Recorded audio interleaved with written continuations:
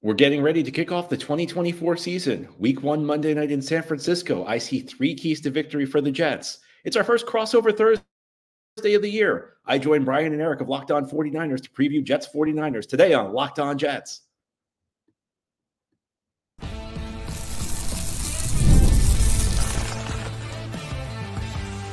You are Locked On Jets, your daily New York Jets podcast. Part of the Locked On Podcast Network. Your team every day. Welcome to another Locked On Podcast Network crossover episode. Brian Peacock and Eric Crocker here of Locked On 49ers with John Butchko, the host of Locked On Jets, getting you ready for this Week 1 matchup with the New York Jets at the San Francisco 49ers. Monday Night Football to kick off week number 1, to finish week number 1 around the NFL. Some really good matchups, and this is, in my opinion, the best matchup. So I can't wait for that one.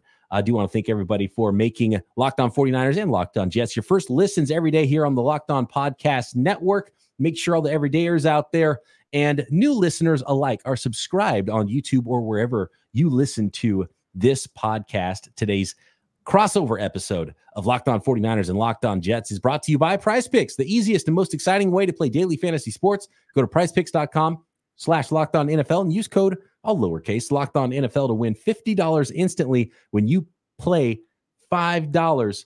You don't even need to win on that $5 to receive the $50 bonus. PrizePicks, run your game. All right, John. This is a fun one. I'm so excited for week 1. I am completely jacked up. Let's start with the Jets. We're going to start with the away team.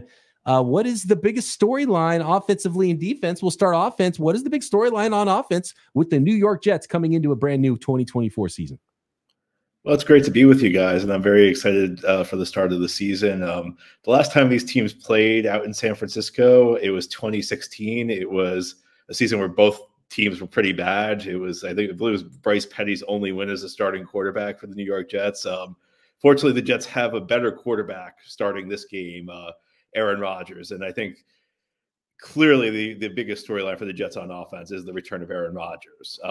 Once again, the Jets play Monday Night Football, week 1. Once again, it's a marquee matchup against a team with Super Bowl ambitions. The Jets were in this spot last year. They were playing the division rival Buffalo Bills. A ton of excitement leading into that game. And 4 plays into it, the Jets season was pretty much over because Aaron Rodgers went down with the Achilles injury.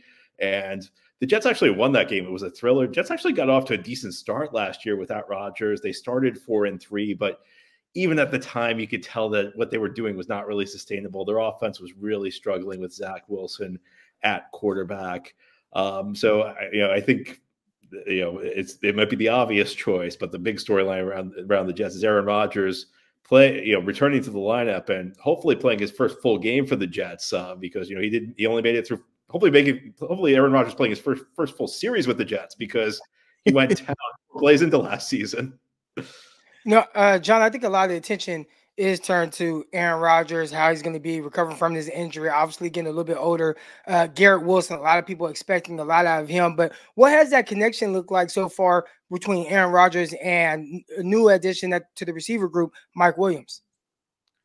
Well, Williams has been brought along slowly in training camp. So Williams is coming off a torn ACL. So Williams only just started doing team drills last week. And Robert Saleh also said heading into this game that Williams will play, but he also tried to downplay expectations. Now, does that mean Williams will be on a pitch count? Perhaps. I don't know how much they're going to get out of Williams in the early going. I think that this is going to be the type of thing that builds over the course of the season. I don't think the chemistry may not be there right away. And I think the signing of Williams, even at the time the Jets made it, it was more about getting ready for that playoff push. I think that the Jets are more focused on Williams in November, December than they are right now. So, I'd love it if Williams went out there and had a big week 1, but even the Jets are kind of downplaying expectations for this game. Look, he'll be in there, in the red zone where, the space is very limited.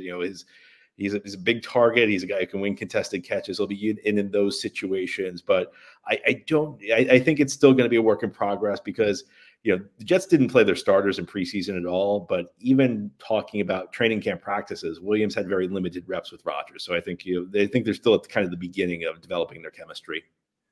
Well, I hope I did the right thing by drafting Garrett Wilson in all my fantasy leagues, John, because I think he's a superstar in the making, can go to a level we haven't even seen yet. And obviously a big part of that is Aaron Rodgers. You mentioned not really seeing a lot of these guys. Is there any indication of what Aaron Rodgers is in 2024? By all accounts, he looked good in training camp. Now, training camp's training camp, and I always have a little bit of skepticism toward camp results, because the quarterback's wearing the non-contact jersey, and you get I always you always hear from guys who played that after you suffer a big injury, getting up from that first hit's a big deal, just kind of like a mental hurdle. A lot of guys who have played have said that. Rodgers said this was as grueling of a camp as he's been in some time. He said that, and Rodgers, you get the feeling that Jets kind of gave Rodgers the choice whether he wanted to play in preseason. He said he didn't feel like he needed it. He felt like the camp prepared him as well as he's been prepared in any training camp in recent memory. So, my guess would be that because he's coming off the Achilles injury, because he's 40 years old, the days of Rodgers being a guy with a ton of mobility might be over. I mean, I'm sure he'll still make plays outside the pocket. He's probably going to make less plays outside the pocket than he has in the past. And I think the big thing for the Jets is they rebuilt their offensive line this offseason. I think Rodgers is going to be more confined to the pocket than he has at any point in his career. But I think if the Jets can keep him upright, he's still as smart as he's ever been. His arm's still pretty good. It may not be 100% of what it used to be, but it might be 95% of what it used to be. I mean, I still think there's every reason to believe Rodgers can be a very effective quarterback this year. More on the paths to victory at the end of this episode, this crossover episode, 49ers Jets. What is the biggest storyline on the defensive side of the ball for the New York Jets coming into week 1, John? And is this the best secondary the Jets have put together since young Eric Crocker intercepted Geno Smith about a decade ago in Jets training camp? I think it might be. They're outside of that situation. The Jets have had some years where their secondary has been a bit of an issue. But I think right now the Jets have the top corner trio in the league in Sauce Gardner, DJ Reed, and Michael Carter II. But if you want to talk the top story on defense, it's actually a guy who's not there right now. It's Haason Reddick who's holding out. It's one of the more interesting scenarios you'll ever see, where the Jets trade for a guy and the guy immediately holds out, because normally when you trade for a guy, you have the contract situation settled one way or another. And clearly there was some sort of miscommunication between the Jets and Haason Reddick's representation, because the Jets seemed to be under the impression that Reddick was willing to play without a new contract. Otherwise, why would they have traded for him? This is not inconsequential. Robert Saleh said the other day that he views Reddick's return as if they get anything from him, it's like finding spare change in the couch, which is really interesting to say about one of your marquee additions during the offseason. But wow, the Jets let a couple of very productive defensive ends leave this offseason. Bryce Huff, who coming off a 10 sack season. Bryce Huff had 10 sacks. He played less than half the snaps last year. Very, very productive pass rusher. They also traded John Franklin Myers to Denver, who has been John Franklin Myers has been a really important player for the Jets defense, because he's a 290-pound guy who plays defensive end in a 4-man alignment up front. So he helps them with their run defense because he's so big, but he also is very good at collapsing the pocket, had over 50 pressures last year. The Jets claimed that they had to do it for cap purposes. I'm skeptical of that argument, but the Jets say that because they traded for Haason Reddick in order to fit it under the cap, they had to trade John Franklin Myers. So it's not the way the Jets portrayed it. The Jets portrayed as anything they get from Reddick as a bonus. There's a lot of production that went out the door that they were counting on Reddick to replace and surpass. And I think there's a question now of what are they going to get out of this pass rush with Reddick not there. Now they still have Quinnen Williams, who a year removed from a first-team All-Pro berth and had an excellent season last year. Had a Pro Bowl caliber season a year ago. They have Jermaine Johnson, who made his first Pro Bowl last year at the defensive end position. It's not a bad defensive line, but without Reddick, it's not the elite level defensive line the Jets are looking for it to be. And I think the question is how well will they get to the quarterback, and how well the Jets pass rush in this game could one way or another determine how this Reddick situation plays out. Because if Brock Purdy has a big game and the Jets have trouble getting to the quarterback, maybe the Jets revisit this thing and maybe Reddick's value goes up. And if the Jets defense plays well without him, maybe Reddick sees he doesn't have a lot of leverage and maybe Reddick shows up. Hey, and 49ers fans are okay with Hassan Reddick sitting this one out because he's the guy that knocked Brock Purdy out of that NFC Championship game not that long ago. Next, we're going to talk 49ers, biggest storylines on offense and defense, and then the must-dos for the Jets and 49ers to win in Week 1.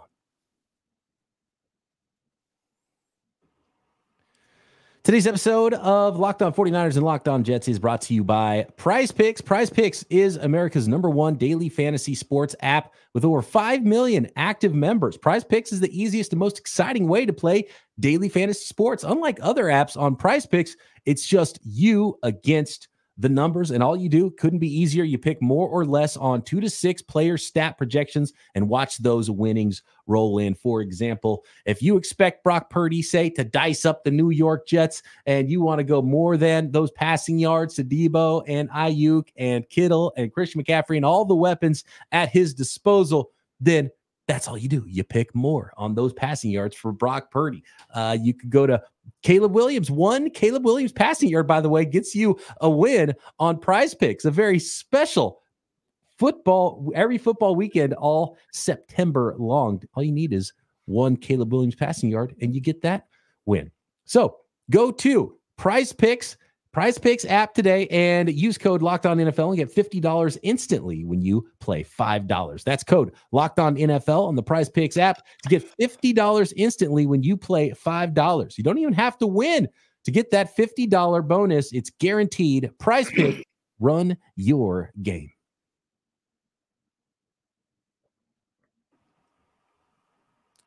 All right, Croc, I'm going to put it to you. What would you say is the big storyline on offense coming into Week 1 for the San Francisco 49ers? I think one of the biggest things for the 49ers offensively is probably not turning over the ball. The 49ers are a well-built team. They've done well on both sides of this. The ball really kind of getting things going. The 49ers defense, I thought, played very well during training camp. A little up and down during preseason games, but obviously you don't have all the starters out there. But I think offensively, a big thing, point of emphasis, really for both teams, but specifically the 49ers, is you can't beat yourself. And by beat yourself, I mean turning the ball over. So the 49ers definitely have to make sure they do a really good job of not doing things that's going to help the New York Giants while traveling across the country, being on the road. I am wondering, because the big storyline for the 49ers all off season long was the holdouts and the hold-ins, right? But those are done. But even though they're done, will we see the effects of those holdouts and hold-ins? So Brandon Ayuk, will he be limited? How many snaps will he get out there? He's probably going to draw a lot of coverage from Sauce Gardner. Is this going to be a Deebo Samuel game potentially because of that? And I would ask you, John, how are the Jets tackling? Well, I think that's going to be one of the interesting issues for this game, because the Jets did not play their starters in the preseason. And one of the things that, as I mentioned, Aaron Rodgers alluded to this. Some of the other guys on the team have said that this is one of the most grueling training camps they've had. But as we know, training camp these days, there's not a lot of hitting going on. Even when the guys are wearing pads, it's not the same thing. And that's one of the open questions that we don't know, because we haven't seen these guys prepare. I think one thing that's going to be interesting for me, is, I think you kind of alluded to it, Brian, because it's something I've been wondering about Hassan Reddick, is, when you talk about the holdouts and the hold-ins, how prepared are these guys to play Week 1? And I think, look, when you're talking about the caliber of players the 49ers have, you expect them to play well. But sometimes one of the things you see in the preseason, even among guys who, participate, even the guys who are practicing, is sometimes you get to like the third, fourth quarter, and maybe a guy's showing some signs of fatigue. Maybe he's cramping up. So that's one of the things I'm interested in, is to see how these guys who sat out, there's a couple high profile guys with the 49ers who will play on, unlike it's looking like Hassan Reddick, how they'll hold up over the course of the full game. Yeah. And for someone like Brandon Ayuk, you can rotate him in and out of the game, but you don't really rotate offensive tackles in and out of the game. So Trent Williams, look, he's a Hall of Fame player, but he's 36 years old.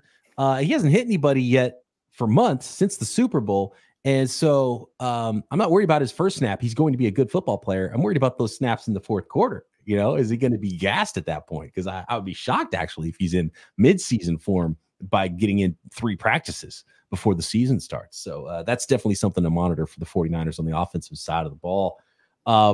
Biggest storyline on defense, I don't know.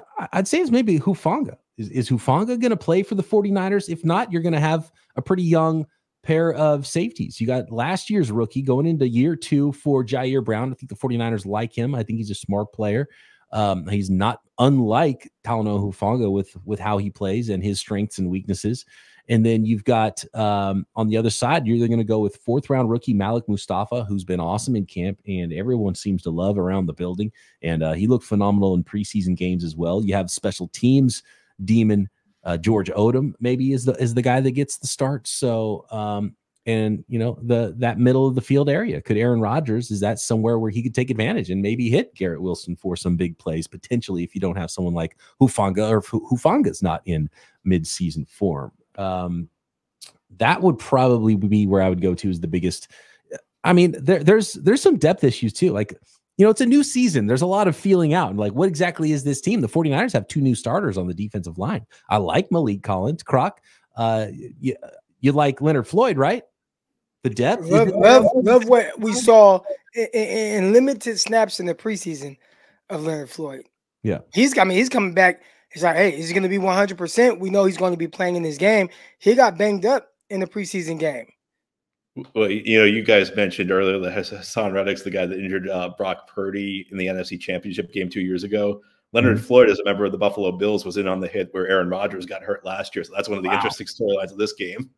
That's, yeah, I didn't even think about that one. And yeah, so one up for the 49ers that have an extra bullet to throw out there against the New York Jets in this one. And that obviously that's somebody, I said this a couple of weeks ago, John. I was like, look, with Hassan Reddick and Trent Williams holding out, Hassan Reddick can't come back if you don't have Trent Williams. Look, if they both want to sit out week 1, okay. If they both want to come back, okay. But you don't get Hassan Reddick without Trent Williams. And now it's completely flipped. And I'm sure you're feeling the same way. Hey, they got Trent Williams back. We got to get our edge guy back. Yeah, absolutely. You know, I actually had a line that I was getting ready for this show and were both holding out. I was going to say that the best matchup is the holdouts, you know, Hassan Reddick versus Trent Williams. But obviously with Trent Williams back, that's a big deal. I mean, he's one of the greatest tackles of his generation. And, you know, we're going to find out a lot about this Jets pass rush. I mentioned it earlier. I think that this is really fascinating because this game could actually have real implications on how the Hassan Reddick situation plays out. The Jets have, and the guy you really should keep your eye on is Will McDonald. He was the 1st-round pick out of Iowa State last year. To say it was a shocking pick would be an understatement because everybody thought the Jets were picking an offensive player, either a tackle or a wide receiver a year ago. And I did not mention Will McDonald once on Locked On Jets in the lead up to the draft. And I felt like I wondered, like, did I make a mistake? But then I actually searched on Twitter for Will McDonald Jets, and there were literally no tweets about it before the NFL draft. Will McDonald kind of had a redshirt year last year. He had a pretty good preseason. You know, he registered a couple quarterback hits. He flashed a good spin move. But you know, he's a guy who gets drafted him. He was a bit of a project. They're going to be counting on him now. They were going to be counting on him anyway, but now, especially with Reddick out, I mean, he's the guy whose snap total is going to go out. He's the guy the Jets are going to be counting on to produce. And, you know, it's going to be no easy task when he goes up against Trent Williams. He was a really interesting prospect because that Iowa State defense was like sort of like a 3-man front, but had completely undersized what you would think of as like stand-up outside pass rushers playing like 5 techniques interior. So he didn't really develop those outside pass rush moves because he's playing like an interior role, but he has the outside, you know, edge prototype as far as height, weight, speed. And so it might have been an extra layer of development for him as a young player. And I know what you expect. I think that was the biggest challenge, that the role he played in college is exactly what you said, is essentially he was playing like a 3-4 defensive end role, and his role in the NFL is going to be much more. I mean, he's a guy I don't want to say undersized, but he's on the smaller end for a defensive end. He only weighs about 240. The Jets heading into the offseason, the Jets talked about him bulking up to maybe 250, 255, but he came to camp around the same. Robert Saleh said he's about the same size he was last year. So he's always going to be kind of a guy who just comes off the edge. And I think that's one of the challenges. Just he enters the NFL and nominally, yeah, he's a defensive end in both spots, but the things he's asked to do are so different from what he did in college that it was always going to take some time. All right, guys, next, what do these teams have to do? Must-dos for the Jets and the 49ers to be victorious in week 1. Today's crossover episode is brought to you in part by LinkedIn Jobs. When you're hiring for your small business, you want to find quality professionals that are right for the role. That's why you have to check out LinkedIn Jobs. LinkedIn Jobs has the tools to help you find the right professionals for your team faster and for free. LinkedIn isn't just some job board. LinkedIn helps you hire professionals you can't find anywhere else, even those who aren't actively searching for a new job, but might be open to the perfect role. Potentially that's your role. In a given month, over 70% of LinkedIn users don't visit other leading job sites. So if you're not looking on LinkedIn, you're looking in the wrong place. And 86% of small businesses get a qualified candidate within 24 hours. So hire professionals like a professional on LinkedIn. And small businesses are wearing so many hats. LinkedIn makes it easier, constantly finding ways to make the process better, quicker, easier, more features to help you hire. So post your job for free at linkedin.com/lockedonnfl. That's linkedin.com/lockedonnfl to post your job for free. Terms and conditions apply.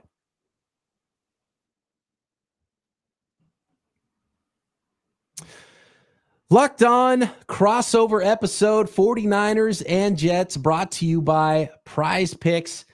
Guys, this is it. What has to happen for the Jets to win? What has to happen for the 49ers to win? We've got 3 keys here, 3 must-dos. John, we're going with the away team first. What are the 3 must-dos for the Jets to win against the 49ers Monday?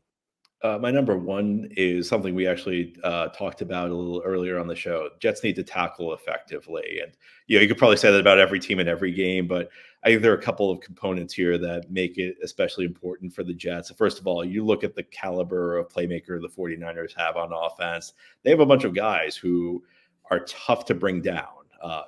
Guys who can make plays with the ball in their hands.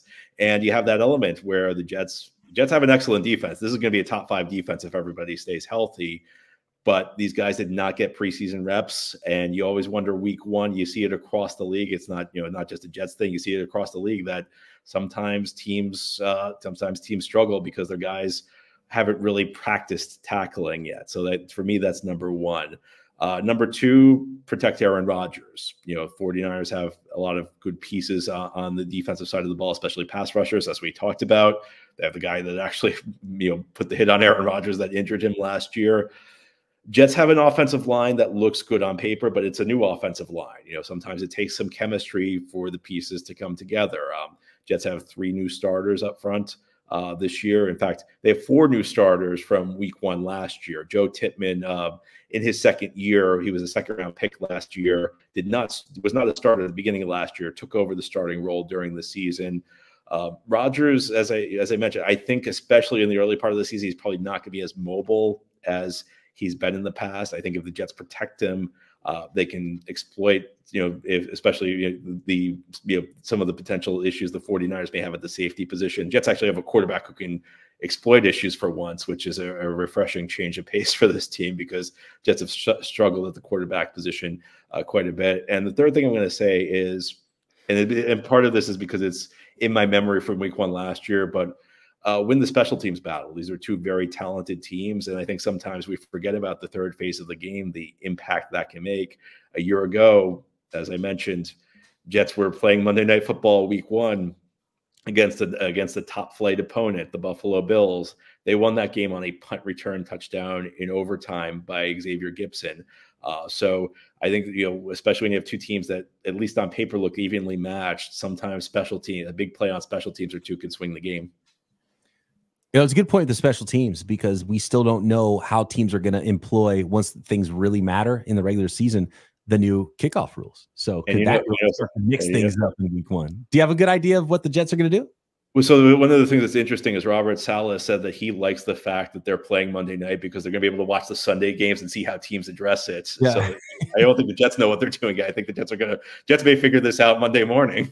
I mean, there's a lot of great matchups in this, and none more so than the coaches, right? The former defensive coordinator for Kyle Shanahan is the head coach of the New York Jets, and these teams operate very similarly. They have similar schemes on offense and defense. They are both teams that want to run the ball, have dynamic dual threat running backs. They have two of the best defenses in the NFL. And Croc, they both have future Hall of Fame quarterbacks. So that's really interesting that these two teams are matched up on Monday Night Football. But for real, there's a Hall of Fame quarterback on one side, and we'll see about Brock Purdy's future. Don't want to put too much on the young man too soon. Get after Aaron Rodgers, right? Don't make life easy, because he's not the type of guy who's going to turn the ball over a lot. You mentioned turnovers already, and it's one of our keys here for the San Francisco 49ers. That goes for both sides. You don't want to turn the ball over, but you want to force potentially maybe a rusty Aaron Rodgers into mistakes, but he's not really a guy that makes a lot of mistakes. So do you want to chase him around, Croc? Do you want to make him move on his bad wheel, or do you want to keep him in the pocket and pressure him from there and try to get him into some 3rd and longs? Well, I think John, he talked about how Aaron Rodgers at this point in his career may not want to move around a whole lot. If I'm the 49ers, I still kind of want him to play from the pocket, because when Aaron Rodgers does get on the move, if he's still capable of doing that, those are when the back-breaking plays from him happen. And they just cause teams to get, really frustrated. I know how it is to be out there 3rd and 6. You feel like you have everything locked down. Then the quarterback either takes off or gets out on the move, extends the play, and picks up a first down with either his legs or dumping off to someone in space. So that's extremely difficult. It'll be even more difficult for a 49ers team who likes to play a lot of off-man coverage. Are the 49ers going to squeeze these windows to make Aaron Rodgers maybe take a little bit longer to diagnose what's going on and eventually throw the ball?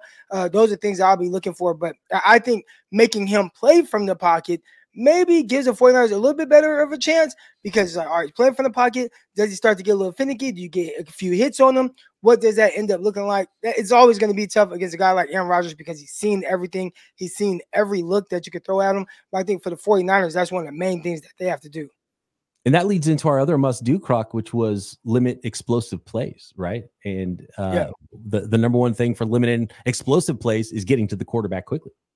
Well, you have Garrett Wilson out there. I mean, this is a tremendous young receiver. He's really good at stretching the field, being able to make plays at every single level. They got Mike Williams in there. We'll see. John talked about them bringing Mike Williams along a little bit slower. But one thing that Mike Williams can do, even if he's in there for 10 plays, and 10 of those plays, they have him going deep, he is a tremendous contested catch guy vertically down the field. That's something that you have to keep an eye on, especially with the 49ers. You don't have a lot of big guys. You do have Travarius Ward. He has decent length, but when you look at the other guy, right, Diamador Lenore, tremendous defensive back, tremendous corner.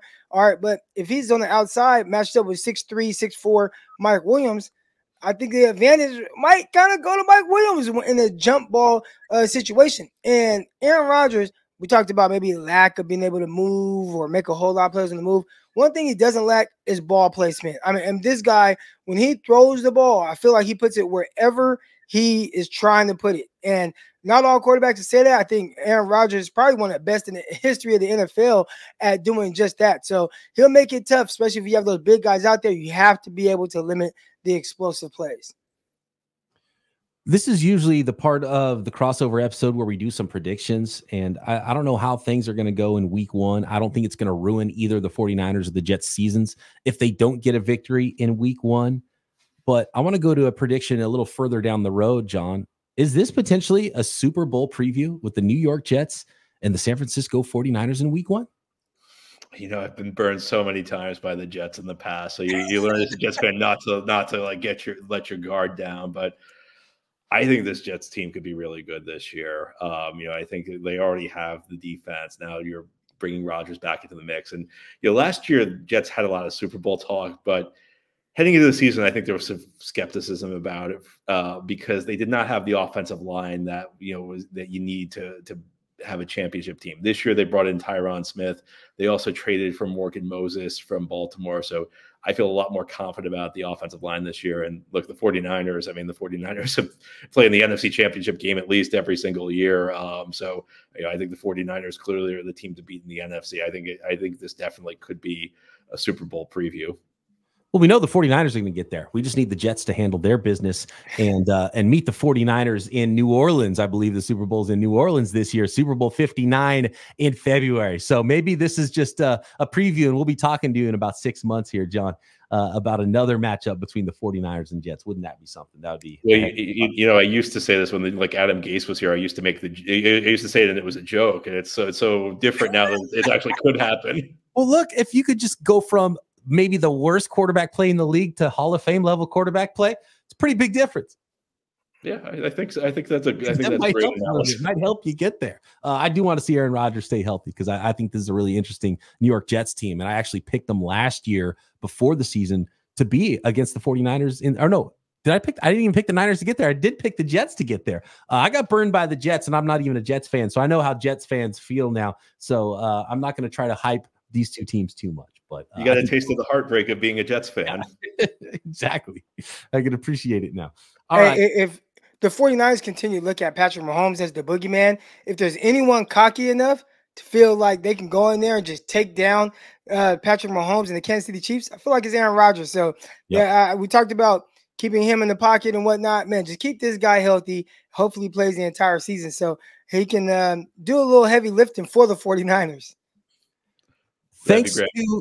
Thanks to all the everydayers out there for the New York Jets and San Francisco 49ers fans. Locked On 49ers, Locked On Jets crossover. Here we are, week 1. Let's get this season going.